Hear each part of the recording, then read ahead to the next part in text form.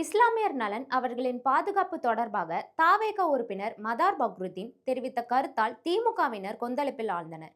அவர்களும் பதிலடி கொடுக்க முயல சட்டசபையில் கடும் அமளி எழுந்தது.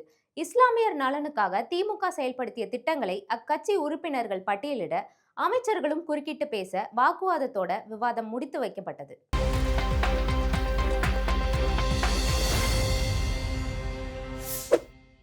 சிறப்புமிக்க இந்த அவையில் பேச வாய்ப்பளித்த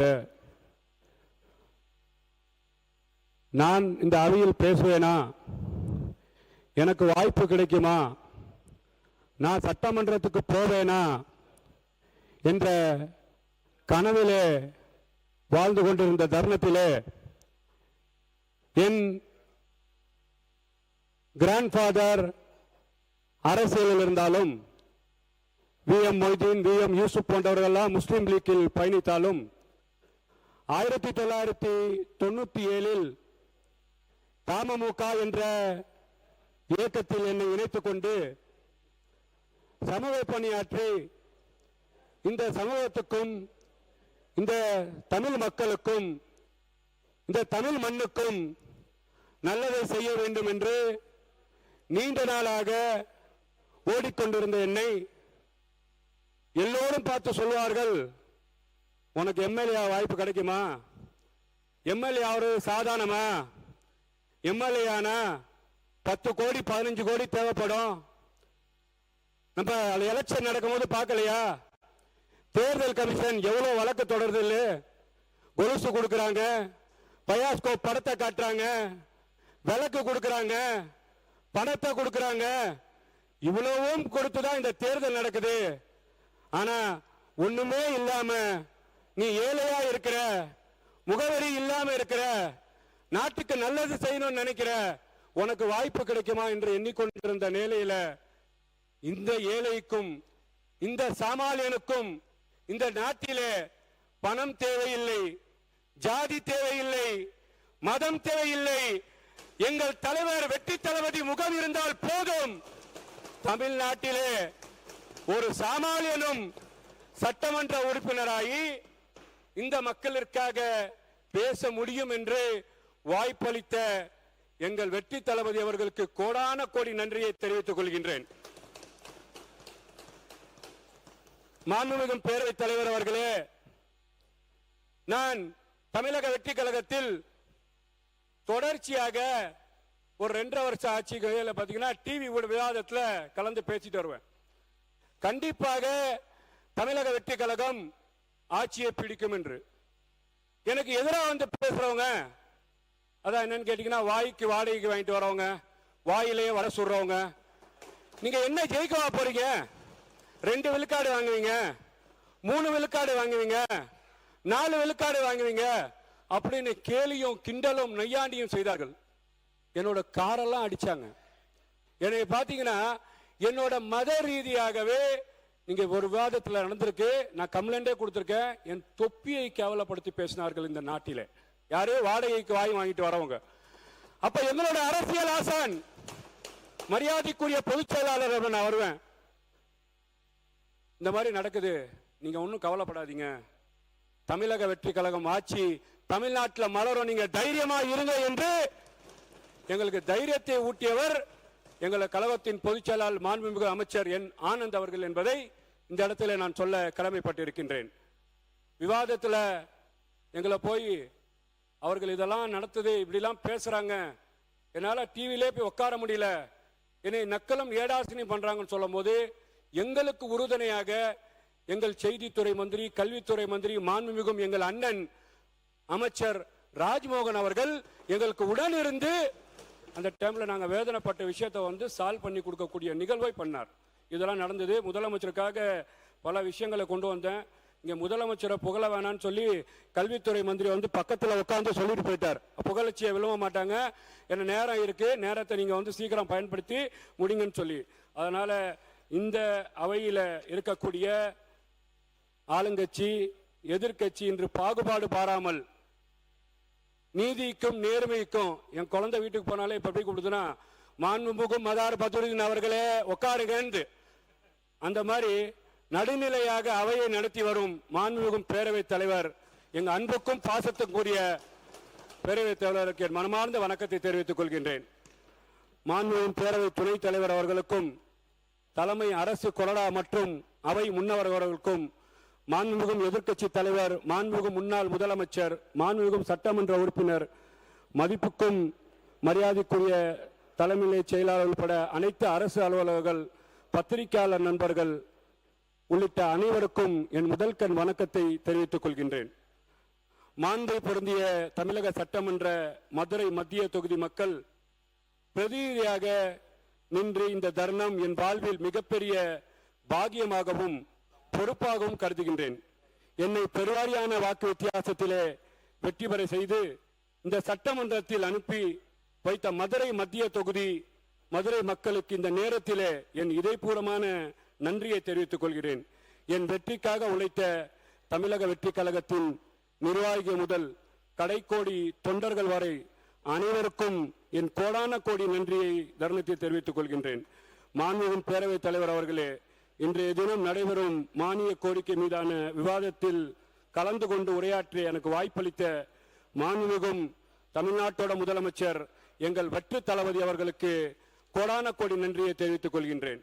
மாண்புமிகு பேரவைத் தலைவர் அவர்களே, சட்டமன்றத்திலே முதல் முறையாக 2 வருஷம் தமிழக வெற்றி கழகத்தை ஆரம்பிச்சு தமிழக வரலாற்றிலே 2 வருஷத்துல முதலமைச்சராக ஆட்சியை பிடிச்சு சட்டமன்றத்தில் முத்திரப்படுத்த ஒரே தலைவர் எங்களோட வெற்றி தலைவர் என்பதை இந்த இடத்தில் நான் பதிவு செய்ய கடமைப்பட்டிருக்கின்றேன்.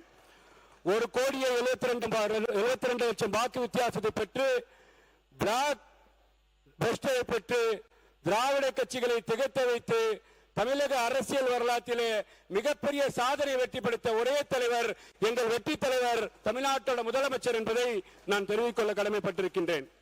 மக்கள் சேவை மௌன புரட்சி மூலம் ஆற்றி வரும் மாண்புமிகு புரட்சி தலைவர் வெற்றி தலைவர் எங்கள் அண்ணன் பாசமிகும் புல்லட் ட்ரெயின் வேகத்திலே தமிழக ஆட்சியை தமிழ்நாட்டிலே சிறப்பாக நடத்தி வருகிறார்.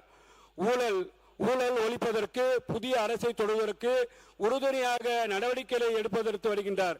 சென்னை உயர்நீதிமன்றம், மதுரை கிளை நீதிமன்றம் பாராட்டி சமீபத்திலே மாண்புமிகு முதல்வர்களுக்கு பாராட்டு தந்தது. அது மட்டுமில்லாமல் கடந்த 5 ஆண்டு கால நடந்த முறையில் நிதி நிர்வாகம் முந்தைய ஆட்சியாளர்கள் குருவி தலையில் பணங்காய் வைத்தது போல மொத்தத்தில் 10 லட்சம் கோடி கடனை தமிழக அரசின் மீது தமிழக மக்கள் மீது சுமத்திவிட்டு சென்று விட்டார்கள்.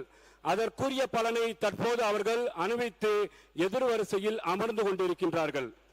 அரசு கஜானாவை காலியாக்கி இருக்கின்றது. இந்த சூழலில் தமிழ்நாட்டில் முன்னேற்றுவதற்காக மகளிருக்காக மாண்புமிகு முதலமைச்சர் எங்கள் வெற்றி தளபதி அவர்கள் பல முன்னேற்ற திட்டங்களை அறிவித்து வருகின்றார்.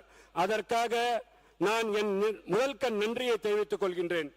நிதிநிலை அறிக்கை, காவேரி வைகுண்டாறு நிதி இணைப்பு திட்டத்தை, வைகை கழிவுநீர் திட்டத்தை, வைகை நிதி சுற்றுலா திட்டத்தை, மதுரை புதிய அரசு சட்டக்கல்லூரி ஆகிய திட்டங்களை அறிவிப்பு செய்த மாண்புமிகு முதலமைச்சர் எங்கள் வெற்றி தளபதி அவர்களை மதுரை மாவட்ட மக்களின் சார்பாக மனமார்ந்த நன்றியை தெரிவித்துக் கொள்கின்றேன்.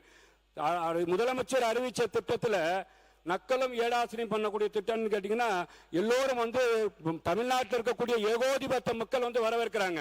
ஆனா எதிர்கட்சிக்காரங்க இது எதுக்கு கொடுக்கணும், நிதி சுமையா இருக்குன்றாங்க. தாய் மாமன் தொங்க மதுரம் திட்டம் ஏன்னு கேட்டீங்கன்னா தாயின் காலடியில் சொர்க்கம் இருக்கின்றது நபி ஸல்லல்லாஹு அலைஹி வஸல்லம் சொல்றாங்க. தாயின் அன்பின் இறைவனின் கருணை இருக்கின்றது என்று கிறிஸ்தவ மதம் சொல்கின்றது. தாயே தெய்வம் என்று இறைவன் மதம் சொல்கின்றது, இந்து மதம் சொல்கின்றது. இப்படிப்பட்ட சிறப்புகளை கொண்ட ஒரு பெண் ஒரு குழந்தையை பெற்றெடுப்பதற்கு படுகின்ற சிரமம் ஏராளம். கர்ப்ப காலத்திலே அந்த பெண் தலை சுற்றல், குமட்டல், வாந்தி என பல்வேறு உடல் உபாதைகளை சமாளித்து இறுதியில் சுயப்பிரவேசம் அடையும் போது ஒரு அழகான குழந்தையை பெற்றெடுக்கின்றாள். இத்தகைய மகிழ்ச்சியான தருணத்தில் அவர்களுக்கு ஏழை தாய்மார்களுக்கு உதவுமாக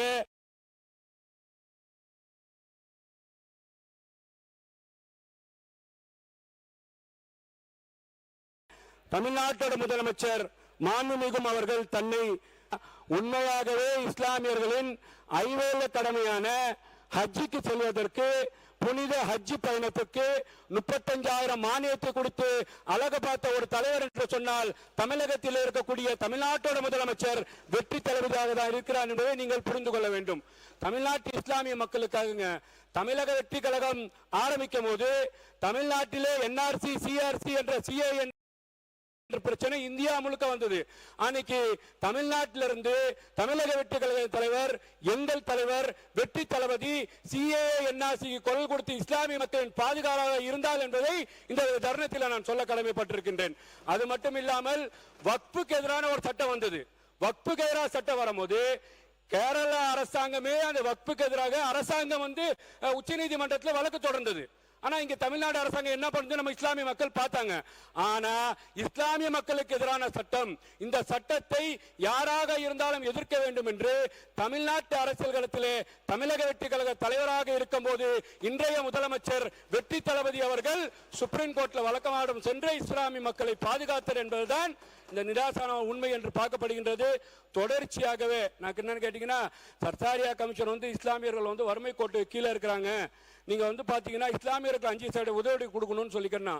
எங்களோட கழகத்தின் பொதுச் செயலாளர் நான் கூப்பிடுவேன், பாசத்துக்குரிய நானா அவர்கள், நம்ம கண்டிப்பா அரசாங்கம் அமைஞ்சோன்னு கொடுப்போம் நானா.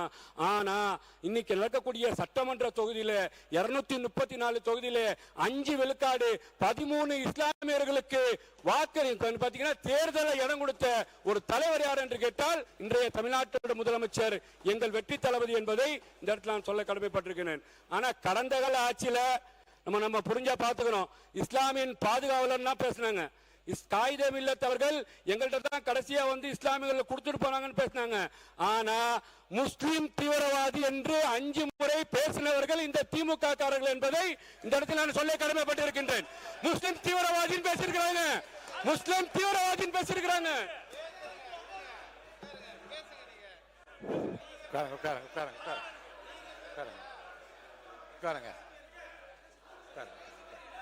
நீங்க ஒருத்தர் மட்டும் நீ சொல்லணுமா? மாண்புமிகு நீங்க பேசுறீங்களா? மாண்புமிகு தொழிலாளர் அமைச்சர், மாண்புமிகு பேரவைத் தலைவர் அவர்களே, அமைச்சர் பேசுங்க. என்ன சொல்லுங்க? அனுப்புறேன். சட்டமன்ற உறுப்பினர் அவருடைய குற்றச்சாட்டை தெரிவிக்கிறார். அதை முழுமையாக கேட்டு அதற்கு பின் பதில் சொல்ல வேண்டும் என்பதை தாழ்மையுடன் கேட்டுக்கொள்.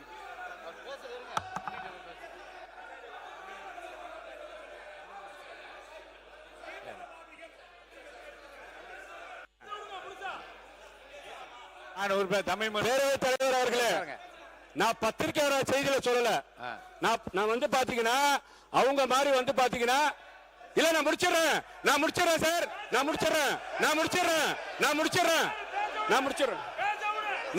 பத்திரிகை வர செய்தியில சொல்லல, நான் பத்திரிகையில வரக்கூடிய செய்தியை சொல்லல, ஆதாரத்தோட சொல்றேன். பத்திரிகையில வரக்கூடிய செய்தியை சொல்லல, ஆதாரத்தோட சொல்றேன். உட்காருங்க. நான் பத்திரிகையில வரக்கூடிய செய்தியை சொல்லவில்லை. உட்காருங்க. நான் பத்திரிகை வரக்கூடிய செய்தியை சொல்லவில்லை, உண்மைக்கு புறமான செய்தியை சொல்லல. நான் பாதிக்கப்பட்டிருக்கிறேன், நான் நசுக்கப்பட்டிருக்கிறேன், கஷ்டப்பட்டிருக்கிறேன். நான் போற இடத்துல தீவிரவாதி உட்காருங்க.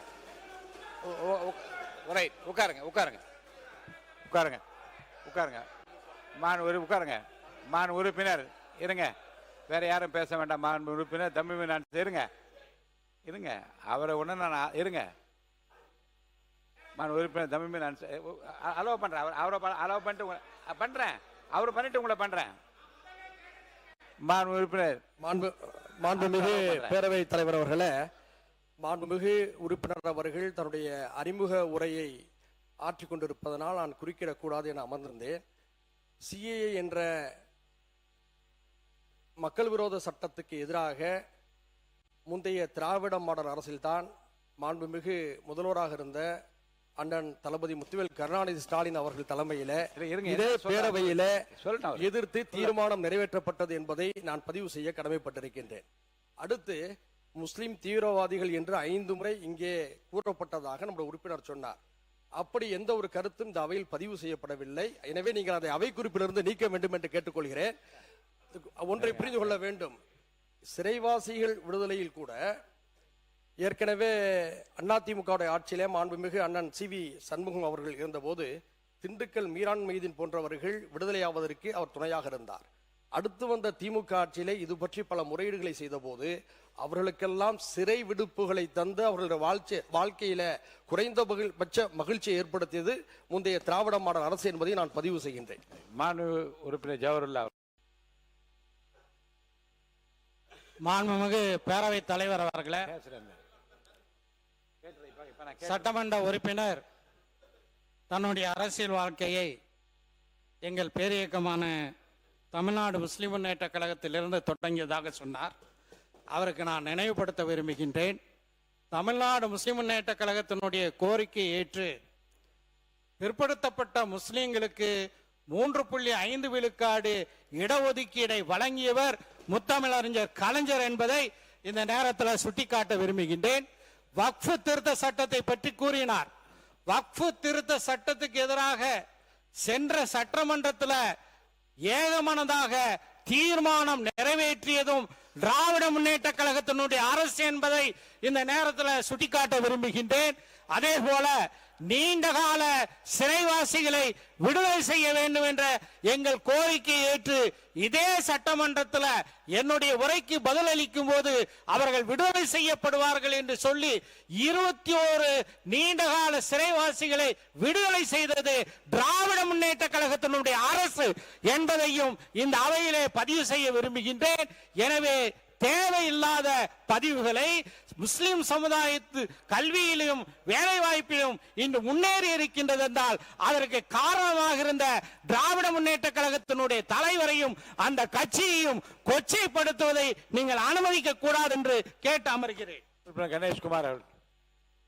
பேரவைத் தலைவர் அவர்களே, மாண்புமிகு உறுப்பினர் அவர் சொல்லும் போது இஸ்லாமியர்களுக்கான இடஒதுக்கீடு திமுக அரசு தான் கொடுத்தது என்று சொன்னார். உண்மைதான், நாங்கள் இல்லை என்று சொன்னார். அதற்காக எங்களுடைய நிறுவனர் மருத்துவர் ஐயா அவர்கள் இஸ்லாமியர்களுக்கும் சரி கிறிஸ்துவர்களுக்கும் சரி தனி இடஒதுக்கீடு வேண்டும் என்று அனைத்து தலைவர்களையும் அழைத்து கொண்டு போய் போராடி முன்னாள் முதல்வர் கலைஞரிடம் வச்ச கோரிக்கையின் அடிப்படையில் தான் அது செய்தது என்பதை இந்த அவையில் நான் பதிவு செய்ய விரும்புகிறேன். மாண்புமிகு சிறுபான்மை நலத்துறை அமைச்சர் அவர்கள். மாண்புமிகு பேரவைத் தலைவர் அவர்களே, இந்த 3.5% இடஒதுக்கீடை முன்னாள் முதலமைச்சர் டாக்டர் கலைஞர் அவர்கள் தந்தது நீண்ட நெடிய காலமாக இஸ்லாமிய சமுதாயத்தினுடைய மிகப்பெரிய கோரிக்கையாக இருந்தது. இந்திய யூனியன் முஸ்லிம் லீக்கினுடைய மறைந்த தலைவர் சிராஜுல் மில்லத் சந்தன தமிழறிஞர் அப்துல் சமத் அவர்கள் ஒரு மாநாட்டின் போது அன்றைய முதலமைச்சராக இருந்த மாண்புமிகு அன்றைய முதலமைச்சர் டாக்டர் கலைஞர் அவரிடத்திலே இந்த கோரிக்கையை எடுத்து வைத்தார்கள். இந்த கோரிக்கையை நிறைவு செய்து அன்றைய முதலமைச்சர் அவர்கள் சட்டமன்றத்தில் உரையாற்றும் போது கூட இந்த கோரிக்கையை நிறைவேற்றும் போது பார்ப்பதற்கு முஸ்லிம் லீக் தலைவர் அப்துல் சமத் அவர்கள் இங்கே இல்லையே என்ற ஆதங்கத்தை அவர்கள் வெளிப்படுத்தினார்கள். அதோடு மாத்திரமல்ல, இந்த 3.5% இடஒதுக்கீடு கிடைக்க காரணமாக இருந்தது கடந்த ஒரு சில மாதங்களுக்கு முன்பு சிராஜுல் மில்லத்தினுடைய நூற்றாண்டு விழாவிலே பேசிய முன்னாள் அமைச்சர் ஏவா வேலு அவர்கள் தொடர்ச்சியாக முஸ்லிம் லீக் தலைவர்கள் எங்கள் தலைவரை சந்தித்து இந்த இடஒதுக்கீடு கேட்டதன் அடிப்படையில் தான் இந்த இடஒதுக்கீடு வழங்கப்பட்டது என்பதை அந்த மாநாட்டிலும் அவர்கள் தந்தார்கள் என்பது நம்முடைய முஸ்லிம் லீக்கில் ஒட்டுமொத்த சமுதாயத்துடைய கோரிக்கை. அன்பு சகோதரர் சொன்னது போல பாட்டாளி மக்கள் கட்சி நிறுவனர் ஐயா ராமதாஸ் அவருடைய கோரிக்கை, அனைவருடைய கோரிக்கை ஏற்றுத்தான் அந்த இடஒதுக்கீடு வழங்கப்பட்டது.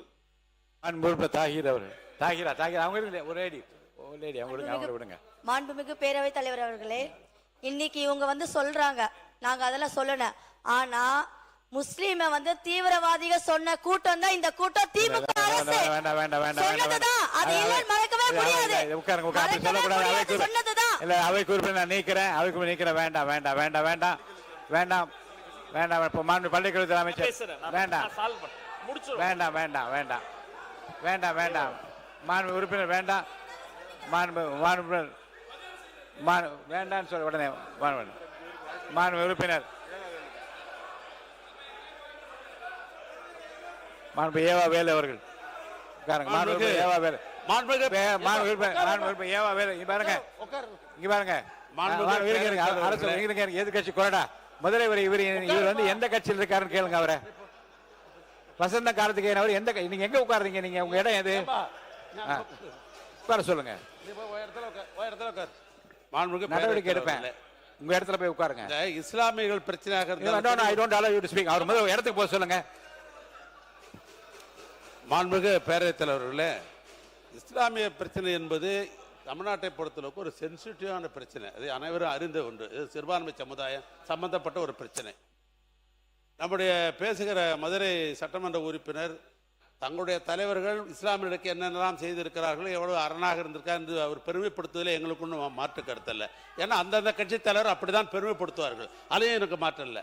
ஆனால் போகிற போக்கில் அனைத்தும் முஸ்லிம்களுக்கு பாதுகாப்பாக இருந்து அவர்கள் சொன்ன வேண்டுகோளை எல்லாம் செய்த ஒரு இயக்கம் திராவிட முன்னேற்ற கழகம். அதோட மாற்று கருத்தில் அதுக்கு விட்னஸே அந்த இஸ்லாமிய தலைவர்கள் இங்கே சொல்லிட்டாங்க.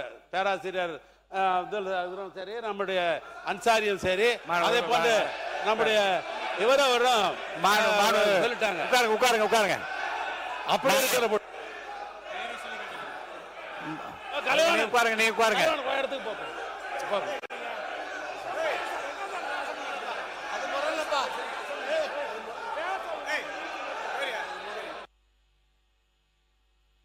உட்காருங்க உட்காருங்க, நீ உட்காருங்க, நான் பேசுறேன். உட்காருங்க உட்காருங்க, நான் பேசுறேன். உட்காருங்க உட்காருங்க உட்காருங்க உட்காருங்க உட்காருங்க உட்காருங்க, நான் பேசுறேன். உட்காருங்க. ஏனுங்க மாணவர் உட்காருங்க. நீங்க உட்காருங்க உட்காருங்க உட்காருங்க உட்காருங்க உட்காருங்க உட்காருங்க உட்காருங்க. என்ன இருங்க இருங்க இருங்க. உட்காருங்க உட்காருங்க உட்காருங்க உட்காருங்க. எல்லாம் உட்காருங்க, எல்லாம் உட்காருங்க உட்காருங்க உட்காருங்க. முதல்ல மாணவர் பள்ளிக்கல்வித்துறை அமைச்சர் நீங்க ஒரு இத ஒரு உங்களுக்கு எல்லாரும் உட்காருங்க. எல்லாரும் உட்காருங்க. எழுந்து வர ஒரு நொடி உட்காருங்க. உட்காருங்க. அமைதியா இருக்கு. மாணவர் பள்ளிக்கல்வித்துறை அமைச்சர் முடிங்க. இல்ல முத விஷயம் அந்த சப்ஜெக்ட் போறதுக்கு முன்னாடி ரொம்ப நாளாவே என்னன்னா இது நாம ஏத்துக்கொள்ளவே கூடாது. அது கொரோனா நாளா யோசிக்கணும். இப்ப என்ன நடந்தது கேமரால காட்டினாங்களா தெரியல. அவர் மாண்புமிகு சட்டமன்ற உறுப்பினர் தான் இடத்தை விட்டு வசந்தம் கார்த்திகேயன் அடிக்கிறதுக்கு பாஞ்சு வந்து ஏவா வேலைன்னா கட்டி பிடிச்சு அணை கட்டி தடுக்கிறார். மதிப்பிற்குரிய பூண்டி கலைவாணன் அண்ணன் அங்க இருந்து நடுகிறதுல வந்து அடிக்கிறதுக்கு வராரு. இந்த உருட்டல் மிரட்டல்களாம் பதிப்படக்கூடிய கட்சி தமிழக வெற்றி கழகம் அல்ல. இது போன்ற நாகரிகமற்று உருட்டுறது மிரட்டுறதுனாலதான் தமிழக மக்கள் தகுந்த தீர்வு கொடுத்து அங்க உட்கார வச்சிருக்காங்க. தொடர்ந்து நான் பாத்துக்கிட்டே இருக்கிறேன்.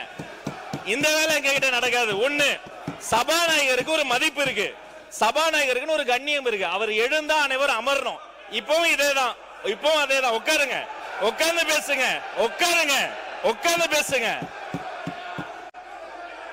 அவர் சபாநாயகர் ஒரு கண்ணியமிக்க பதவி, கொரோனா ஒரு முக்கியமான பதவி. இப்பவும் பாருங்க, எழுந்து நின்று உரிமையில பேசுவது இதெல்லாம் நாகரிகம் கிடையாது. இதெல்லாம் கத்து கொடுத்தாங்களா அவங்க தலைவர்கள்? ஒண்ணு. ரெண்டாவது நம்முடைய சட்டமன்ற உறுப்பினர் அவருடைய முதல் அறிமுக உரை பேசுகிறாரு. இன்னும் கவனமா உறுப்பினர்கள் பேசும்போது தங்களுடைய கருத்துக்களுக்கு ஆதாரத்தோடு பேசணும். ஆதாரம் கேட்கலாம். ஐந்து முறை அவர் அறிமுக உரையை குறுக்கீடு செஞ்சு 5 முறை பேசிட்டாங்க. அவர் பேசிய கருத்துக்களுக்கு இப்ப நான் பேசுனத இப்பெல்லாம் நாகரிகமா பேசாதீங்க. உட்காருங்க உட்காருங்க உட்காருங்க. அவர் பேசின கருத்துக்களுக்கு ஆதாரம் இருக்கான்னு கேட்கலாம். ஆதாரம் இருந்தா அவர் சபாநாயகர் கிட்ட கொடுக்கலாம். அதை விட்டுட்டு அதாங்க அவர் பேசின கருத்துக்கு சபாநாயகர் ஆதாரம் கேட்டு அவர் கொடுக்கட்டும். அவரை பேச அனுமதிங்க.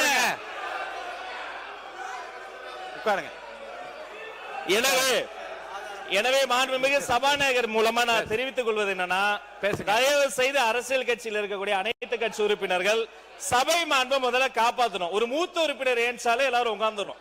அவர் கொரோனா ஏன்ஸ் நிக்கிறாரு, பின்னாடி இருந்து கத்துறீங்க. சபாநாயகர் ஏன்ஸ் நிக்கிறாரு, நடு கூடத்துக்கு வந்துட்டு வராரு, இன்னொருத்தர் தடுக்கிறார். இதெல்லாம் முறை இல்ல, மரபு இல்ல. முதல் முறை உறுப்பினர் பேசினா அவர் கருத்துக்கு அவர் பொறுப்பேற்றுக்குவாரு. அதுக்கு ஆதாரம் இல்லைன்னா அவை குறிப்பில் நீக்கலாம், அதுக்கு என்னவோ பேசலாம். 5 முறை குறுக்கீடு செஞ்சுட்டு அவர் ஆதாரம் வச்சிருக்காரா இல்லையா, அது உண்மையா இல்லையாங்கிறத அவர் பேச அனுமதிங்க. அப்புறம் பொறுமையா கருத்தை கருத்தால் எதிர்கொள்ளுங்க.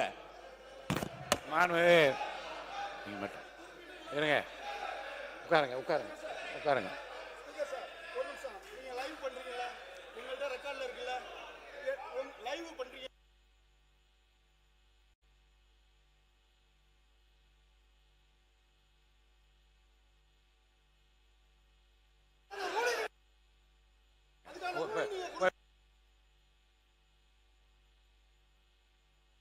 உட்காருங்க, இடத்துல உட்காருங்க, இடத்துல உட்காருங்க, இடத்துல உட்காருங்க.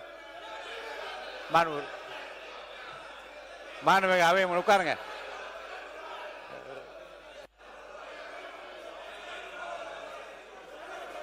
மாண்பு உறுப்பினர் உட்காருங்க. பேசு. மாண்புமிகு அவை முன்னவர் மாண்புமிகு பேரவைத் தலைவர் அவர்களே, உட்காருங்க. நீங்க எல்லாம் உட்காருங்க, தயவுசெய்து உட்காருங்க. எல்லாம் மாண்புமிகு பேரவைத் தலைவர் அவர்களே, உட்காருங்க. இதற்கு ஒரு முற்றுப்புள்ளி வைத்து அவை உறுப்பினர் பேசியது தவறாக இருக்குமேயானால் அதை நீங்கள் அவை நீக்கிறேன், கண்டிப்பா உறுதியா நீக்குவேன். அவை முன்னவர் அவர்கள் அதற்கான நடவடிக்கை மேற்கொள்ளும். இல்லை, மாண்பு நீங்க பேசுறீங்களா? மாண்பு உறுப்பினர் கோவி செழியன் அவர்கள். மாண்புமிகு பேரவைத் தலைவர் அவர்களே, அவை முன்னவர் முடித்து வைத்ததற்கு பிறகும் இந்த சொற்றொடரோடு அவை அடுத்த தொடர் நடவடிக்கை போக வேண்டும் என்பதுதான் எங்களுடைய எண்ணம். அரசியல் ரீதியான பிரச்சனையாக இருந்தால் அரசியல் ரீதியாக பேசலாம், மோதிக்கொள்ளலாம், மணிகணக்கில் கூட பேசலாம். மாண்புமிகு கூட்ட மேடையில பேசுவது போல பேசாம கொஞ்சம் முன்னாள் முதலமைச்சர் அதை தான் வலியுறுத்தி கொண்டே இருக்கிறார். ஆனால் ஒரு ஒரு ஒரு சுமூகமாக போக வேண்டிய ஒரு சமுதாய பிரச்சனையை பேசும் பொழுது, மத சம்பந்தப்பட்ட பிரச்சனையை பேசும் பொழுது பேசுபவர்களும் வார்த்தையை பார்த்து பேச வேண்டும், கேட்டுவிட்டு பதில் சொல்பவர்களும் வார்த்தையை பேசினால்தான் வெளியில் இருப்பவர்களுக்கு ஒரு பாதுகாப்பான நிலையை சட்டமன்றம் விரும்புகிறது என்ற பொருள். அதன் அடிப்படையில் தான் மாண்புமிகு மதுரை உறுப்பினர் பேசும் பொழுது தீவிரவாதிகள் என்று திமுக சொன்னார் என்று வார்த்தையை மட்டும் பிடிச்சுக்கிறது. பிளீஸ், அந்த வார்த்தைக்கு ஒரு ஆட்சேபனை தெரிவித்தமே தவிர அவர் பேசுவதில் நாங்கள் தலையிடவில்லை. அதன் பிறகு சகோதரி பேசினார். அவர்கள் தரப்பு அப்படி என்றால் நாங்கள் இஸ்லாம் மக்களுக்கு செய்த சலுகைகளை சொல்லுகிறோம். எனவே இரண்டும் ஒளிபரப்பாய் கொண்டிருக்கிற நேரத்தில் ஏற்பட்ட இடர்பாடை தவிர தயவு செய்து என்றைக்கும் திராவிட முன்னேற்ற கழகம் இஸ்லாம் மக்களுக்கு பாதுகாப்பாரன் என்பதை பதிவு செய்து அடுத்த கட்ட நடவடிக்கை போகுமாறு கேட்டுக்கொள்கிறேன். நீங்க வந்து உங்க இடத்துல நின்று பேசுங்க. பேரவைத்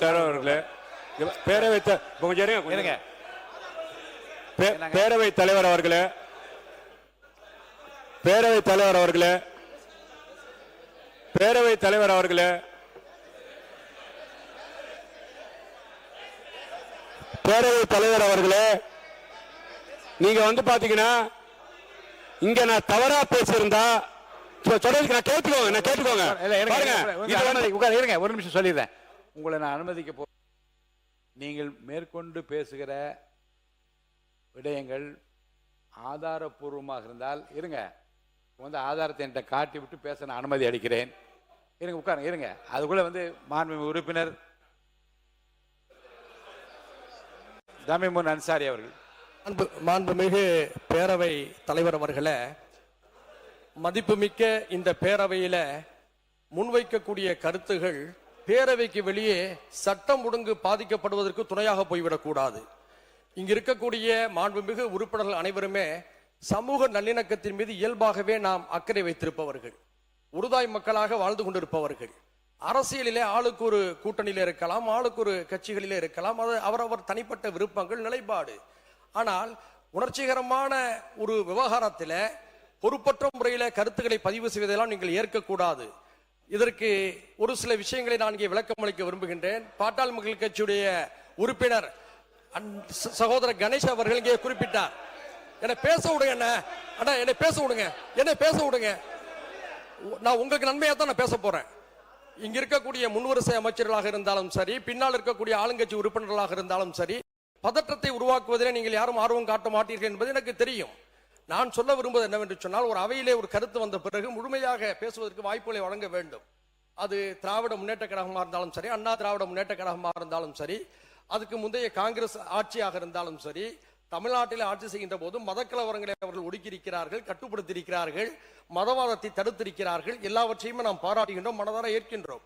ஏனென்று சொன்னால் சிறுபான்மை மக்கள் சவளை பிள்ளைகள். தங்களுக்கு யார் ஆதரவாக இருந்தாலும் அரவணைப்பாக இருந்தாலும் அவர்களை கொண்டாடுவார்கள்.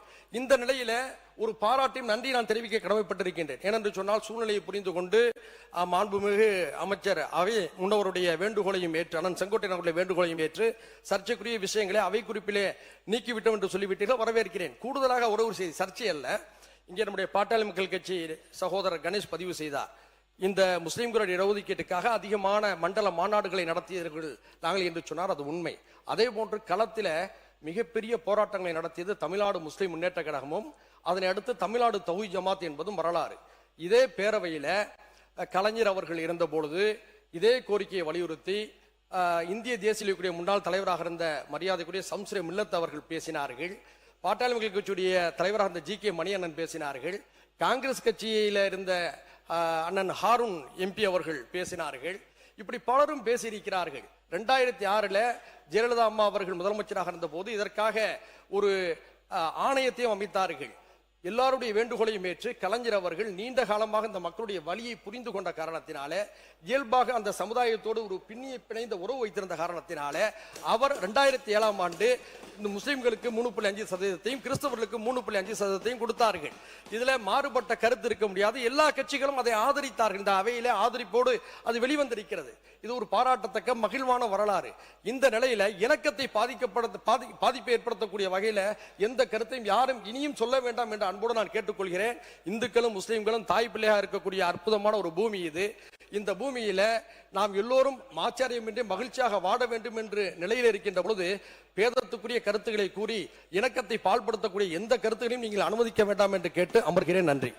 மாண்புமிகு உறுப்பினர் பேரவை நான் அதுக்குள்ள போல பேரவையோட மாண்பை நான் கடைபிடிக்கிறேன். அன்பார்லிமெண்ட் வேற இந்த பேரையில பயன்படுத்தக்கூடாது. நான் வந்து ஏத்துக்கிறேன். நான் கேட்கிறேன், மானிய கோரிக்குள்ள வந்துருங்க. மானிய கோரிக்கை வரேன். பாருங்க, பேரவை தலைவர் அவர்களே, ஒரு தவறான வார்த்தை அந்த அவையில பேசினாலே இந்த அவையில இருந்து நீக்கிறீங்க.